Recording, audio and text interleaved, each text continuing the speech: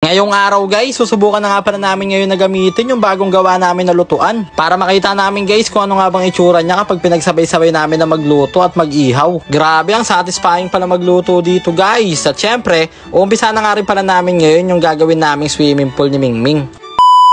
What's up sa inyo mga itik? Ngayong araw guys, ito nga pala ang kauna-unahang first time na gagamitin namin tong bagong gawa naming lutuan. Kaya malalaman na namin ngayon guys kung matibay ba talaga yung pagkakagawa namin dito. At syempre habang nagluluto nga pala kami dito ay uumpisa na nga rin pala namin gawin dito yung gagawin naming bagong swimming pool ni Mingming. Ito nga pala guys yung bathtub na napulot namin dito sa tambakan ng basura dito malapit sa parkingan ni Lokbo. Kaya nung nakita nga pala namin to dun guys sa tambakan, yung una nga pala namin naisip na gawin dito ay pwede namin siyang gawin bangka. Pero na-realize namin na para mas maganda nga pala siyang gawin na swimming pool na lang ni Mingming para mas matibay talaga. At ayun na nga guys, habang nililinis nga pala dito yung maduming bathtub ay ito nga pala si Baron dito at busy nga pala mga aso at manguha ng mga kahoy. Kaya ayan, nagsigana nga pala si Baron dito ng mga panggatong para malaman natin ngayon kung malakas ba talaga itong makapagpaluto. Bali, ang lulutuin nga pala natin merienda for today's video ay nilagang kamote, inihaw na mais at inihaw na saba. Kaya ayan guys, sinumpisahan na nga pala dito na hugasan itong mga kamote para hindi siya masyado maputik. Sa kabilang banda naman guys, pinagbabalatan na nga rin pala dito yung mga iihawin na aming saba. Bali, yung saba nga pala guys, kalahati nga lang pala yung iihawin tapos yung kalahati naman ilalaga.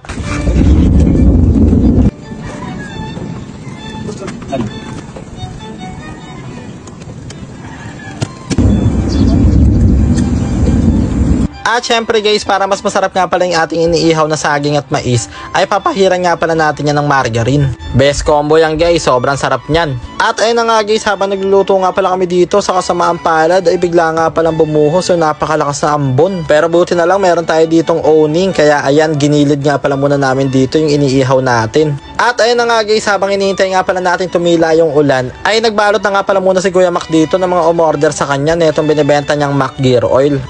May palibre pang pogs yan guys, kaya isa na namang sanitize customer. Bali, ganito nga daw pala yung performance niyan guys sa mga bearings tsaka sa mga gearings. So sobrang solid niyan guys, kaya kung gusto nyo ring umorder, nasa comment section lang yung link. At ayun na nga guys, maya lang ay sa bakas kumulo na nga pala dito yung nilaga nating saba. Yung inihaw naman nating mais guys, okay na rin, sunog na. At syempre dahil umuulan nga pala ngayon at napakalamig ng panahon, kaya masarap talagang humigop ng napakainit na kape. Kaya ayan guys, nagtimpla na nga rin pala dito si Lester 023 at ready na nga pala yung merienda natin for today's video. Grabe, ang solid nga na nagawa natin bagong lutuan guys. Mapagsasabay na natin mag-ihaw at magluto at the same time. Kaso nga lang guys, mukhang hindi natin ito madadala sa mga camping at sa mga long ride dahil sobrang bigat pala neto. Kinakailangan pa siyang buhatin ng 3 tao. Kaya magagamit lang namin siya guys kapag dito kami magluluto sa parkingan ni Lokbo at kapag magluluto kami ng chili oil. Kaya ayan na nga guys, tamang food trip na naman yung mga itik oh.